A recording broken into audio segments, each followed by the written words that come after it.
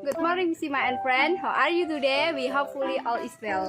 Here we will explain the results of our study about legal education in Indonesia. What's the meaning of legal education and how it applies in Indonesia? Check out this video, guys. Education in Indonesia.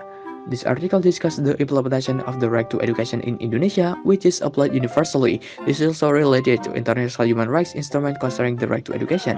The role of the Indonesian government in the post-independence education sector is related to the implementation of human rights, although there has been significant progress in education for the right to education for all Indonesians. Introduction: the need for education. Nelson Mandela once said that education is the most powerful weapon to change the world. There's no doubt that education is needed by all humans, including Indonesian citizens after independence on August 17, 1945.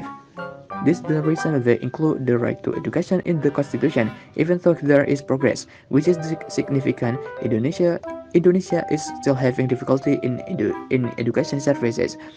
This article is an effort to develop education for the last 6 decades, provides an overview, explains and developments, then identifies difficulties faced in fulfilling the right to education, especially the poor. The right to education is a universal right that are recognized internationally. The right to education is stated in Universal Declaration of Human Rights (UDHR) of 1948. Article 26 UDHR states that 1. Everyone has the right to education. 2. Education must be directed at the full development of the human person and on strengthening respect for human rights and fundamental freedoms. 3. Parents have the prior right to choose the type of education to be given to their children. There are many other human rights instruments after the UDHR, both at the international, regional, and national levels. Another important international human rights instrument is the ICACR. In more detail, Article 13 of the ICACR states that first, the state recognizes the right to personality development, respect for human rights and basic freedoms, and participates in a free society, understanding and tolerating all race, ethnicities, or religions. Second, the state fully recognizes and realizes of the rights of free basic education for all people. Secondary education can be accessed easily by everyone. Tertiary education should be made equal, accessible to all, and basis of capacity by everyone as appropriate, and in particular with progressive introduction of free education. Basic education should be encouraged or intensive to the extent possible for persons who have not received or complete the entire prior their basic education, development or improvement of all systems in school. The third is the state promise to respect the rights to parents as legal guardians to choose the schools of their children. According to Clause Arbiter, Article 13 is the most important formula in the right to education in international agreements. It is adopted in 1966 and entered into force 1976. In April 2012, 16 countries have ratified the ICACR. That most members of the United Nations are countries of the ICACR which are obliged to respect, protect, and understand economic and socio-cultural rights, including the right to education. Is to submit individual complaints against a customer of economic rights to the committee. The committee also has the power to analyze a report of third parties, with respect to which the committee has issued several important general comments. These are from the CACR General Comment number 11 and Minister for Basic Education and CACR General Comment number 13 on the right to education and CACR General Comments number 3 on the nature of the obligation of state parties. For the right to education is also included in several international human rights instruments to protect the right to education for refugees, women, children, migrants, persons with disabilities, and indigenous people, which are contained in Article 22 of the Convention relating to State Refuge 1961, Article 5 EV International Convention on the Elimination of All Forms of Racial Discrimination 1966, Article 10 of the Convention on the Elimination of All Forms of Discrimination Against Women, CEDAW 1979, Article 5.2 of the Declaration on the Elimination of Discrimination Based on Religion or Faith, 19 1981, Article 28 and 29 of the United Nations Convention on the Rights of the Child (CRC) 1969, Article 30, 43, and 45 of the International Convention on the Protection of the Rights of all Migrant Workers 1990, Article 24 of the Convention Rights of Persons with Disabilities (CRPD) 2006, and Article 14 of the United Nations Declaration on the Right of Indigenous People (UNDRIP) 2007. The elimination of all forms of racial discrimination was ratified. CEDAW was ratified on 13 September 1984. Also, the CRC was ratified on 28 October 1998. The International Convention on the Protection of the Rights of Migrant Workers has also ratified on 12 April 2012. Indonesia has also ratified the CRPD on 18 October 2011 and the UNDRIP on 13 September 2007. A human rights instrument, approximately 160 million women drop out of school before having skill because of poverty, with an educated population. The government is in a good condition to promote development and avoid conflict. Education is a tool to promote human rights, equality, and non-discrimination that allows people to be active in society, business, and quality jobs. Educational rights are also protected by law. Formulated on the basis of law through international treaties, a country has the obligation to the right to education. The state will be purveyor of the obligation related to education. There are three types of obligation related to right to education: the obligation to respect, fulfill, and protect. The first is obligation not to tolerate customer rights and freedoms. Two, obligation to protect and prevent violence. And third is obligation to fulfill this right. The states will know right to education is the for us its mere availability, accessibility, acceptability, and adaptability. The availability of education can be accessed, and in accordance with the community. The right to education in Indonesia has been granted by law. Education will be a strategic means to ensure that the newly independent Indonesian nation, modern, democratic, prosperous, and with a social justice perspective based on the test philosophy of Pancasila. Now there are Article 31 concerning education, which among the states that citizens are very obligated to carry out basic obligation, and the government is obligated to fund this. The government regular and implement a national education system, and the state's priorities the education budget for at least 20% of the APBN and APBD to meet the needs of national administration. Throughout Indonesia's history, there have been a series of education laws that were specifically made to regulate the national level. The education system, namely the Education Law of 1950, 1954, 1989, and 2003. Thus, the importance of education is recognized at the level of the Constitution and legislation. One of the biggest challenges for Indonesia as a newly established independent state is a very large education problem. Therefore, priority is given to the education sector. One of the biggest problems faced by the youth of the Republic of Indonesia is massive illiteracy. This is because education is prioritized only for the aristocracy. Facing this, there is not other choice but a education. The Indonesian government has initiated a large-scale education program designed to educate illiteracy for 10 years. Middle and high school facilities are being expanded. Teacher training is accelerating, and university capacity is being developed. New tertiary institutions are opened, and higher education will be available in Sumatra and other areas in Indonesia where such facilities have never existed.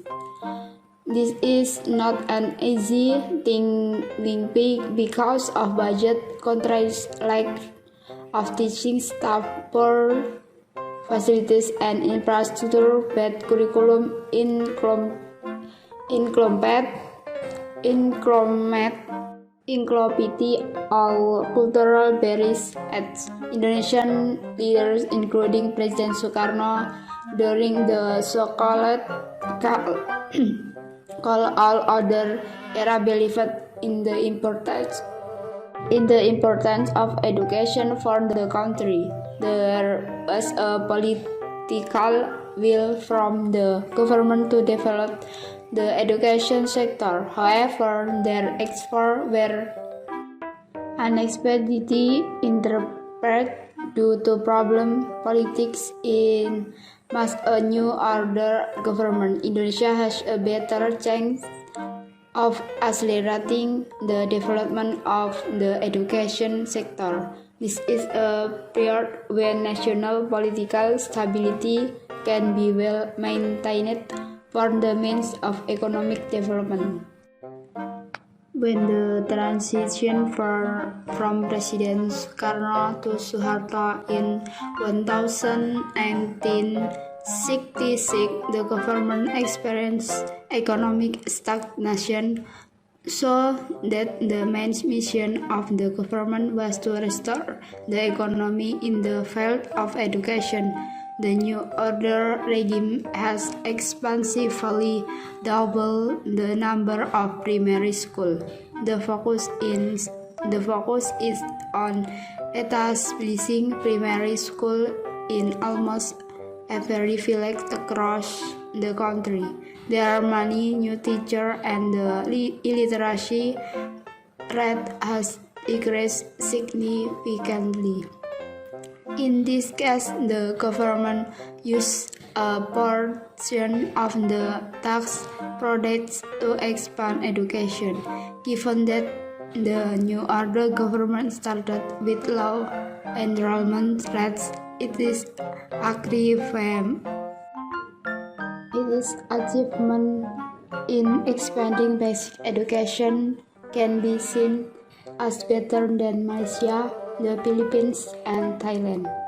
And compared to South Korea, however, the expansion of secondary and tertiary education has lagged behind. In short, the New Order government has made important achievements in the field of education compared to the previous government. The New Order government has prioritized education as one of its development programs so as to open access to education for many. Indonesian Education Development Project even functioned to support the success of economic development. Higher education reached its peak during the 1970 and 1980. These developments prospect the establishment of new higher education institutions of private initiative, most of which did not have sufficient capacity to deliver quality education. Indonesian history shows that higher education institutions have become a source of crisis of power. following the fall of President Suharto on 21 May 2009. Several government programs that have success in achieving the target are compulsory education for 9 years in 2008 and up to 12 years to face the growth of the productive age population in Indonesia by facilitating with full budget support starting from the 2013 until 2014 school year. Attention must also be paid to various other portraits of Indonesian education. Dropouts are still high. Most of them come from poor communities whose parents cannot afford to pay for further education. It is clear that not everyone will have access to secondary education. To overcome this, the government launched the POS or School Operational Assistant program to reduce dropout rate in elementary and junior high school and scholarships to the poor. The problem is that the budget for education is not sufficient to provide the appropriate educational resource. As before, based on the amendment to the 1945 Constitution, the state was obligated to allocate at least 20% of the APBN and APBD to fund sector education. Apparently, both the government and parliament were not happy with the constitutional court's decision, but to avoid political risk and public anger, they accept it. They are reasoned to support the education sector as the founding fathers did. Perhaps they do not view education as a long-term investment to improve human capital and build the country. Thus, one of the obstacles to Indonesian current education sector is politics. Indonesian science and technology is still lagging behind, and there is still a lot of corruption in the education sector. With regard to corruption in the education sector, research conducted by Daniel Suryadharma found that corruption affects the relation between public spending on education and education outcome in Indonesia. Although the government has programmed and allocated a budget for education service, there are still Indonesians who have limited access to education and do not have adequate school infrastructure, especially the poor, marginalized, and indigenous communities. The government is still unable to provide educational service evenly until remote areas of the country. This indicates that the right to education has not been enjoyed by all Indonesians throughout the archipelago. In addition, the government is also still struggling to facilitate service for children with disabilities and special needs. Only a few regular schools are willing to accept children with special needs. Even this few is only willing to accept blind, deaf, and autistic children without intellectual impairment. Although a solution from the government cannot be expected, several regions have taken the initiative to provide inclusive education in their regular school. The absence of the government in the grassroots education sector has encouraged initiatives from civil society to take a constructive role. In this connection, two other cases, namely Indonesia Teaching and Sekolah Rimba School, are also interesting to observe.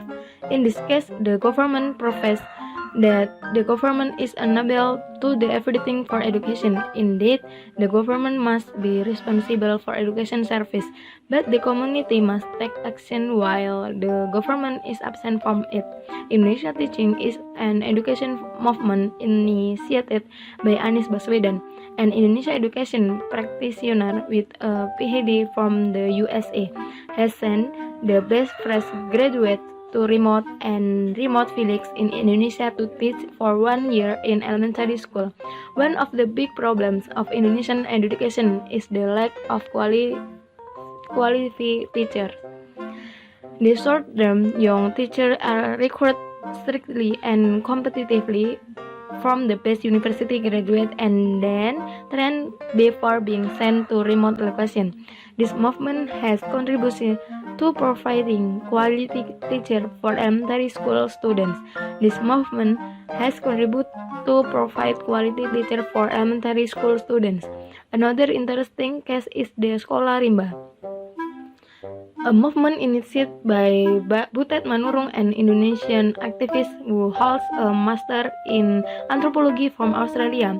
Movement to attract reading and writing interest since 2003, Sekolah Rimba has created the same program in 8 different provinces across the archipelago, which has benefited more than 10,000 children and adults in isolated indigenous communities. Since 2003, Sekolah Rimba has created a program that is same in 8 different provinces across the archipelago, which have benefited more than 2,000 children and adults in isolated indigenous communities.